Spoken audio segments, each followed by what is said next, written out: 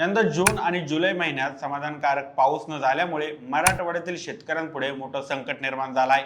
पेरणीसाठी आवश्यक असलेला पाऊस वेळेवर न झाल्याने अनेक भागात उशिरा पेरणी झाली आहे, तर काही ठिकाणी अजूनही पेरणीच झालेली नाही।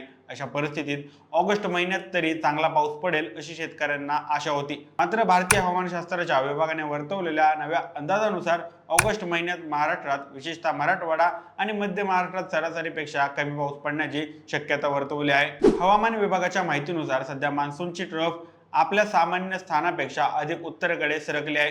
त्यामुळे पाऊस उत्तर भारत आणि ईशान्येकडे केंद्रित झाला असून मध्य भारत व महाराष्ट्रात पावसाचा जोर ओसरला आहे। पुढील 2 आठवडे तरी या स्थितीत फारसा बदल होण्याची शक्यता नसल्याचं हवामान विभागाने स्पष्ट केलं आहे। त्यामुळे मराठवाड्यातील शेतकऱ्यांची चिंता आणखीनच वाढली आहे। पिकांची स्थिती आधीच नाजूक असून पावसाअभावी ती आणखी बिघडण्याची भीती आहे। दरम्यान हवामान विभागाच्या दीर्घकालीन अंदाजानुसार ऑगस्ट सप्टेंबरमध्ये देशभरात सरासरीपेक्षा अधिक पावसाची शक्यता वर्तवण्यात आली आहे। मात्र त्याचा लाभ महाराष्ट्राला कितपत होणार हे अनिश्चितच आहे। 6 ऑगस्ट नंतर दक्षिण भारतात पाऊस पुन्हा सक्रिय होण्याची शक्यता आहे, पण महाराष्ट्रासाठी अजूनही पावसाबाबत अनिश्चिततेचं वातावरण आहे। त्यामुळे शेतकऱ्यांचं टेन्शन अधिकच वाढलं आहे। याबाबत तुमची मते काय, कमेंट करून नक्की कळवा।